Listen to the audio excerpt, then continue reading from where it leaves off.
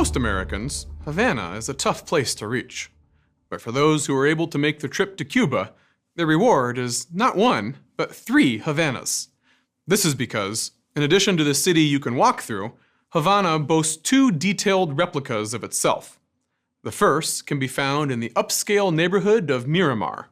Simply called Maqueta de la Habana, or the model, it recreates the entire city on a 1/1000th scale. Spread out over 1,500 square feet, the maqueta features color-coded buildings that indicate in which era of Havana's long history that building was first constructed. City planners regularly consult this model when formulating proposals for renovations. But there is a second maqueta in the heart of La Habana Vieja, or Old Havana. This one is smaller, but no less impressive. Built on a 1/1500th scale, it provides a more intimate view of just the oldest part of the city, complete with an authentic color palette and lights that can be turned on to simulate the city's nightscape. Now, you know a city is worth visiting when the people who live there love it so much they decided to recreate it in miniature, not once, but twice. And these 2 maquetas serve as a wonderful metaphor for a city that has had to reinvent itself so many times throughout its storied history. To walk through the colorful streets of Havana today is to walk through a different century at every corner. The 16th century stone fortress here, a 20th century Art Deco cinema there, and an 18th century Spanish colonial villa down the road. In 1842, the French journalist Adolphe Granier de Cassagnac gave voice to what so many visitors to Havana have felt, both before and after him. "No other city I know can compare to Havana," he wrote. "Havana has a look, a color, a sound, all its own. Seen by day, it has a rare grandeur. Seen by night, it is mysterious and poetic." Founded in 1519 by Spanish conquistadors as a base from which to harness the resources of the New World, Havana is a city of stories that cut across the history of the Americas.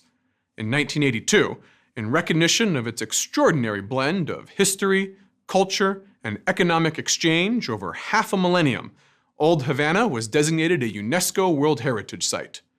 In this lecture, we'll highlight the key landmarks not only of the Spanish era, but also the American and communist ones as well. Now today, it is common for most visitors to see Havana from above first, be it by plane, satellite images, or a maqueta.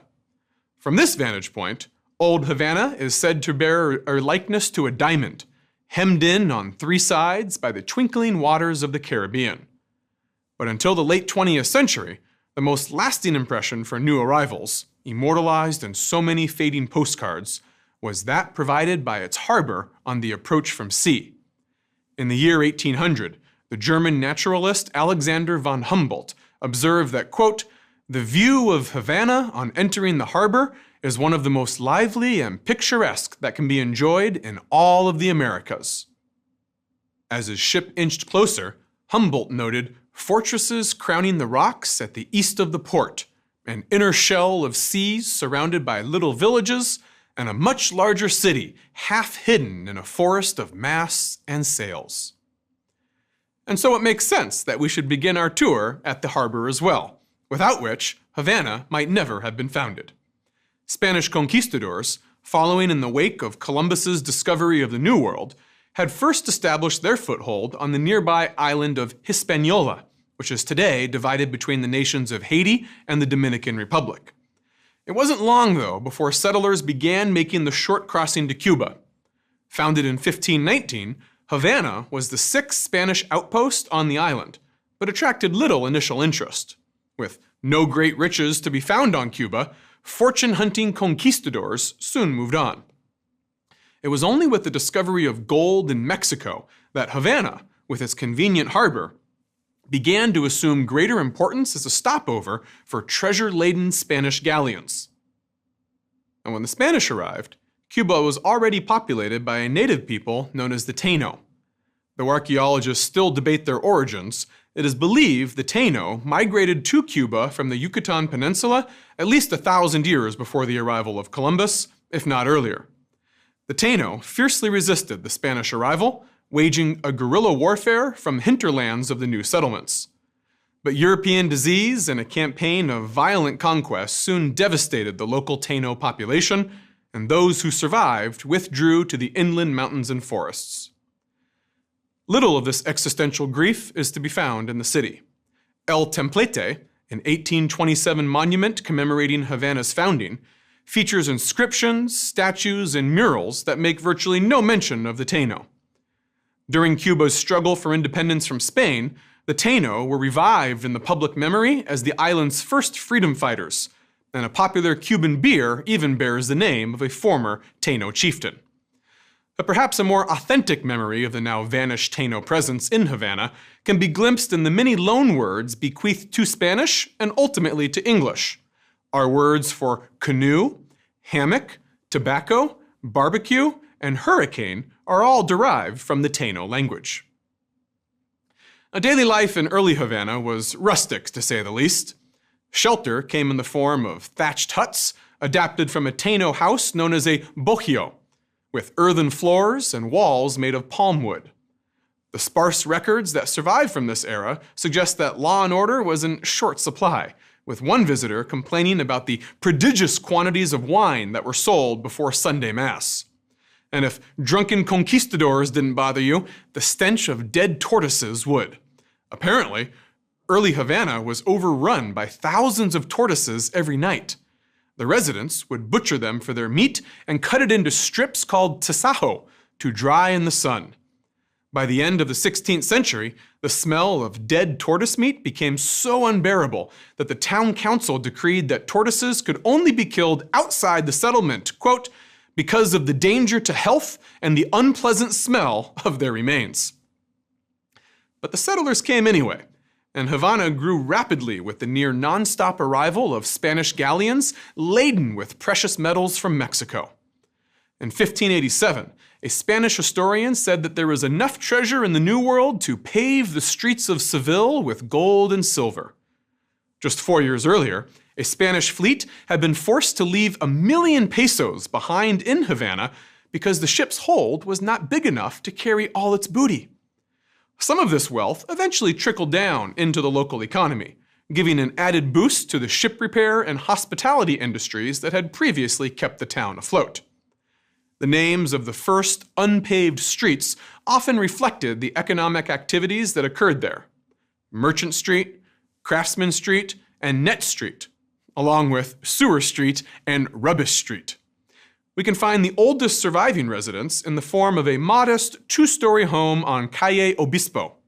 It has a simple but elegant design, featuring a balcony overlooking the street and a decorative ox-eye window. Its earliest residents would have lived on the upper floors, with servants and slaves on the ground floor. The Calle Obispo house was likely built in the late 16th century. As such, it represents the transition of old Havana from a somewhat lawless outpost into a respectable entrepot, increasingly populated with prosperous merchants and colonial officials. Whoever lived there would have had an increasing number of plazas, shops, and markets within just a few minutes' walk from home. The most famous is the Plaza de Armas, the earliest and most visited square in all of Havana. It is well known for its restored colonial mansions with columned porticos, intermixed with banyan trees and royal palms. Marble benches, fountains, and flower beds complete the scene, along with the mobile booksellers who set up shop each day. Dominating the plaza is the Palace of the Captains General, for centuries the home of the Spanish military governors of Cuba, whose title hints at the swashbuckling nature of the job. Havana, like many colonial cities in the Spanish Empire, was quick to disregard imperial regulations which decreed that each colonial town be laid out around a single plaza. Just a few blocks away, the Plaza Vieja emerged in the late 1500s as a rival to the Plaza de Armas, with bustling markets and arcades. Festivals, holy processions, public executions, and even bullfights were staged here, with Havana's wealthiest citizens watching from the balconies of their stately homes. Two other great squares, the Plaza de San Francisco de Asís and Plaza de la Catedral, were built not far away, oases among the warren of houses, shops, missions, and warehouses that soon sprung up around them. But don't feel you need to rush between them. Getting lost in the warren is part of the unique charm of Old Havana. As American traveler James Steele wrote in 1881, "You wonder when you are to emerge from the maze of what you take to be alleys and byways and enter the open street. But you finally discover that these alleys and byways are the streets and deemed magnificent avenues." With the appearance of more and more magnificent squares, avenues, and homes over the course of the 16th century, Havana became a tempting target in the emerging age of piracy. As one historian has famously quipped, quote, "Havana was a treasure chest, and no one had thought to lock the lid." In 1555, French pirate Jacques de Sorez, with the frightening nickname the Exterminating Angel, laid waste to the town in what was merely the latest in a long line of maritime raids. It was now clear that drastic measures would need to be taken before anyone would feel safe living in Havana again. So the Spanish government decided to authorize the construction of not one, but 3 forts to protect the entrance to the harbor. Work began first on the Castillo de Real Fuerza in 1558. Located about 1,000 feet inside the entrance canal to the harbor, the Real Fuerza is a star-shaped castle protected by a moat. An entrance to the castle is still provided by a wooden drawbridge. As we pass through the walls, you can see how poor the prospects for any siege of this castle would be, for they were built up to 20 feet thick and 33 feet high. On the upper battlements, each corner of the star is topped with a triangular bulwark, with walls that slope away from the roof to deflect cannonballs. At any given time, there were probably about 50 men manning the fort. And in the bright tropical sun, the silvery white reflection of the coral limestone blocks used for its construction never failed to dazzle the eye from afar. It was precisely this sight that is credited for convincing the infamous English privateer Francis Drake to sail on past Havana in 1586 rather than attempt a repeat of what the Exterminating Angel had done 30 years before him. About 50 years later, a cylindrical bell tower was added to the northwest corner of Real Fuerza. This bell tower could be used to alert the populace of any incoming pirates. It is topped by an elegant 4-foot-tall weather vane featuring a woman known as La Giradilla. Popular legend says that she is the spitting image of Isabel de Bobadilla, wife of Hernando de Soto, the 7th governor of Cuba. When de Soto left Cuba in 1539 to conquer lands in the American South, his wife watched the horizon every day for his return.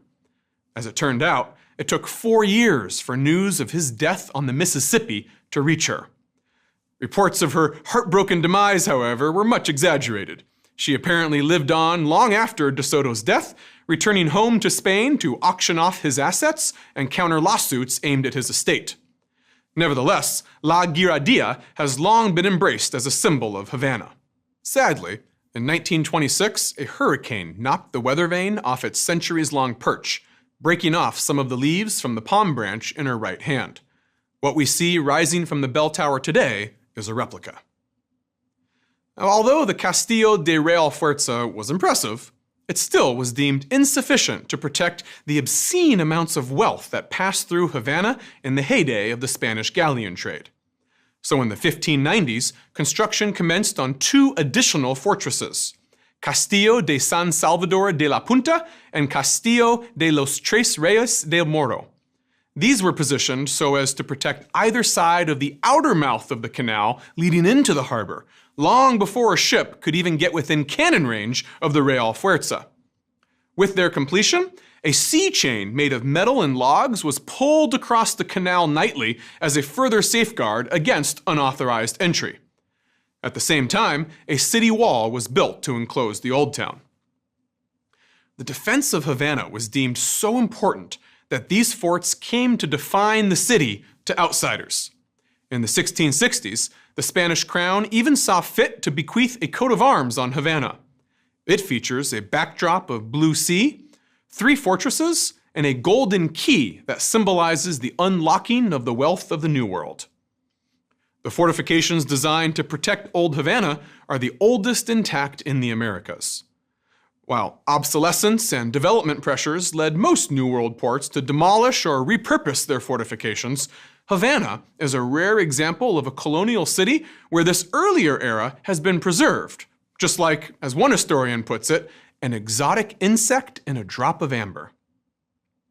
Now, it might be hard to believe, but even with all these defensive measures in place, Havana was still conquered by a rival imperial power. In 1762, during the 7 Years' War, the British caught the Spanish by surprise when they stormed the El Morro castle by land from the high ground to the east. The British didn't stay long and agreed to hand Havana back over to Spain in exchange for Florida. But their shocking invasion highlighted two things. First, Havana would need yet a fourth fortress. This was Fortaleza de San Carlos de la Cabana, a sprawling stronghold built immediately upon the departure of the British and on the very high ground they had used to conquer the city. Second, the people of Havana had, against all odds, become quite pious. In fact, the most memorable tale to come out of the British invasion of Havana arose from the demand for a Catholic church to be made available for Protestant worship. When the local bishop, a man named Pedro Morel, refused to do so, he was ordered to board a ship so that he could be taken into exile. When he likewise refused to board the ship, 4 British soldiers proceeded to carry him on his throne in full ecclesiastical regalia to the waterfront. That path to the harbor soon became known as Calle Obispo, or Bishop Street. Most of the old churches that survive in Havana today date back to the early 18th century. Just a couple of blocks from where Bishop Morel was paraded, the British did find a church to repurpose for their worship, the Basilica de San Francisco de Asís. A Franciscan convent was established here during the mid-1500s, but tropical storms constantly battered this harborside church, and its current form dates to the Baroque period. But when the city returned to Spanish control, the locals decided not to resume worship there and instead turned it into a concert venue. Out front, you'll find a curious statue of José María López Leyden, the so-called gentleman from Paris, who roamed the streets of Havana from the 1930s to the 1970s. A homeless man, Leyden suffered from persistent delusions and a form of schizophrenia. But his intellect remained intact, and as he wandered the city, he enthusiastically engaged his fellow Havanans in discussions of philosophy, religion, and politics, always with a stack of important-looking papers in his arms. Leyden became a beloved figure in Old Havana. When authorities tried to commit him to a mental hospital in 1941, the public reaction was so negative that he was quickly released by presidential decree.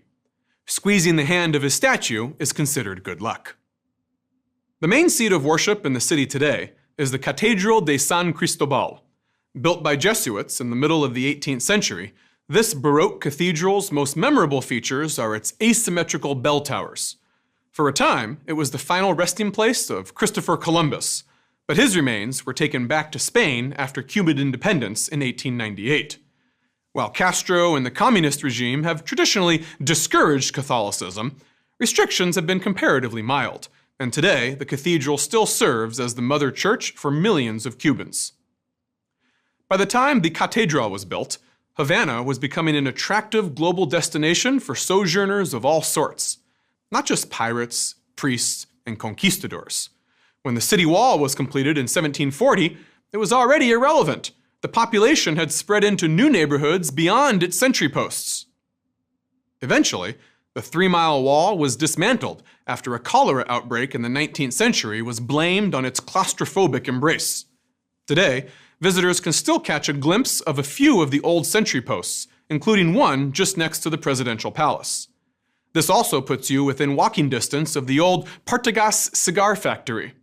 Though the factory itself has now been relocated outside the city center, tourists can still visit the original 1845 building and catch a glimpse of the heyday of one of Cuba's most famous industries. With the decline of gold and silver reserves in Mexico during the 18th century, the economy of Havana had to pivot from the old galleon trade to something new. That something was the sugar and tobacco trade, with both crops growing well in Caribbean climate and soils. but they also required an unconscionable investment of cheap human labor. By one historian's estimate, Cuba had about 85,000 African slaves in the year 1792. In 1841, just 50 years later, this number had ballooned 5 times to just under 500,000, about 50% of Cuba's population. When slavery was eventually abolished in 1886, a new source of cheap labor was sought out to replace the descendants of Africans. In the 19th century, that meant Chinese migrants. The first Chinese restaurant in Havana opened its doors in 1858, and by the early 20th century, Havana had the largest Asian neighborhood in all of Latin America. Though most of the descendants of these migrants left Cuba after the Communist Revolution in 1959, traces of Barrio Chino can still be found along Cuchillo and Dragones Street, just southwest of Old Havana. In recognition of Havana's oft-neglected Chinese heritage, the People's Republic of China provided the funds to build a new Chinese gate at the entrance to Calle Dragones. Life for African slaves and Chinese migrants in Havana was hard. Much more comfortable were the lives of Spanish colonial elites and the merchants who got rich while servicing their lucrative enterprises. As they began to build more spacious and grandiose homes beyond the cramped confines of the old town, these privileged Habaneros longed for a new public space where they could flaunt their wealth. This place became known as the Paseo del Prado. Laid out in 1772, the Prado was the first street built outside the city walls. But it was much more than just a street. Lined with trees and open green spaces, the Prado was also a popular gathering place. The premier attraction, however, occurred at dusk.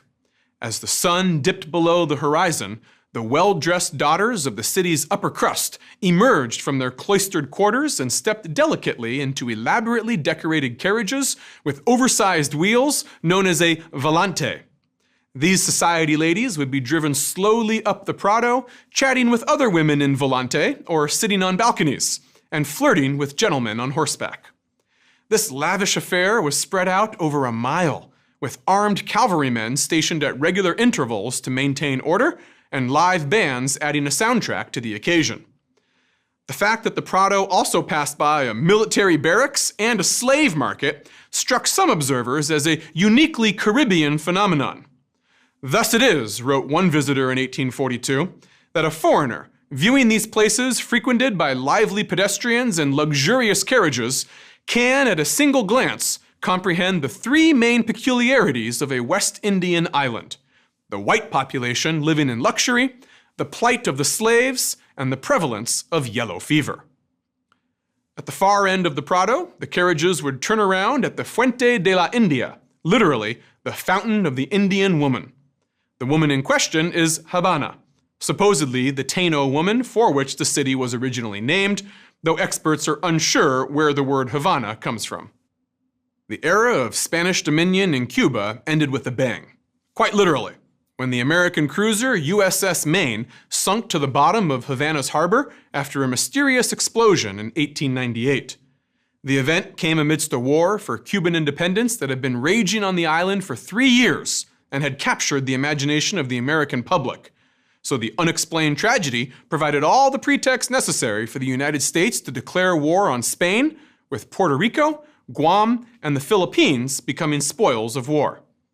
Cuba received her independence after a few years of military occupation, but now found itself in the American sphere of influence. Havana quickly became an enticing playground for wealthy Americans.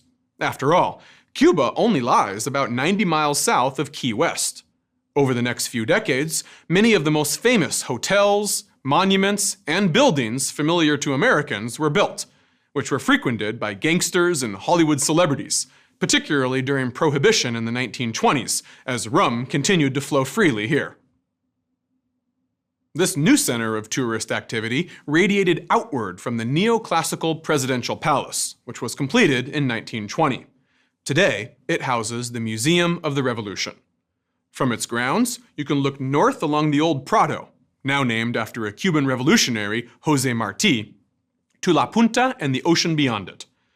The seaside boulevard that stretches out to the west from the fortress is the Malecón, also known as Havana's Sofa, For the many leisurely pedestrians who sit, play, drink, swim, and fish on it. The Malecón is fronted by a seawall up to 5 feet high to protect Havana's shores from the worst of flooding brought by hurricanes. But it doesn't always serve this purpose, with some waves rising as high as 30 feet. If you walk or drive along the Malecón further to the northwest, you'll eventually arrive at the lonely memorial to the USS Maine, with its 2 columns, a cannon, and a salvaged anchor fused to the base. The oversized bronze eagle that once rested atop the columns is now gone, taken down after the Revolution. Most Americans who visited Havana in the Roaring Twenties weren't particularly interested in government memorials. For them, it was hip bars and hotels that constituted the biggest draw. The Hotel Inglaterra, just south of the presidential palace and featuring a rooftop bar, was the most popular hotel for high-rolling expatriates in Havana for decades. Today, it still offers unparalleled views of the city, including an aerial glimpse of all those iconic 1950s cars that congregate around Parque Central. A 5-minute walk away, and you'll find the legendary El Floridita bar, where the famous American writer Ernest Hemingway often came for drinks. For literary buffs, Havana even has a Hemingway trail that retraces his most famous haunts. The claim to fame for the elegant Hotel Sevilla, just a few blocks north of the Floridita, derives from the fact that legendary gangster Al Capone once rented out its entire 6th floor during his visit to Havana. And then there is the lavish Bacardi building, a striking example of Art Deco extravagance built in 1930 for the famous rum company. With all these colorful personalities and fashionable venues, Havana was even able to lure the world-famous tenor Enrico Caruso to give a series of opera performances in 1920 at the Gran Teatro for the princely sum of $10,000 per night. Havana under the American embrace may have been a hoot for those who could afford it, but it was also rife with corruption, prostitution, and crime. These conditions created fertile ground for the 1959 Communist Revolution led by Fidel Castro. An outsider to Havana, having grown up in eastern Cuba, Castro had little interest in remaking the capital city in his own ideological image. As a result, there are surprisingly few revolutionary monuments in Havana. For most visitors, there isn't much more to see than the Plaza de la Revolución, the 5-story steel outline of Comrade Che Guevara's silhouette that lies on the nearby wall of the Interior Ministry, and a few neoclassical palaces that were turned into revolutionary museums. The real legacy of the Castro era was the benign neglect of Havana's housing and infrastructure. Plans to demolish large portions of old Havana and rebuild them along modernist lines were tossed aside, but few resources were available to pursue any other alternative vision. The city's wealthy residents fled abroad, while poorer rural residents flooded into Havana and created overcrowded tenements inside slowly decaying colonial mansions. With the fall of the Soviet Union in 1991, Cuba lost its third and final imperial patron. The end of cheap oil and subsidized buses from Hungary, along with a U.S. tourist and trade boycott, served only to exacerbate the economic crisis. Today, Old Havana relies heavily on global tourism to finance its upkeep, while much of the rest of the city simply crumbles away. It is estimated that Havana loses 3 buildings every 2 days. But it is also estimated that if the U.S. embargo on Cuban tourism were ever to be lifted, well over 1 million Americans would leap at the chance to spend their dollars in Havana in just the first year alone. And who can blame them? In 1958, the British author Graham Greene gave voice to what so many visitors had been saying about Havana for centuries when, in his famous novel, Our Man in Havana, he wrote that, quote, "To live in Havana was to live in a factory that churned out human beauty on a conveyor belt." Of course, he was referring to its people, but we may as well say the same about the city itself.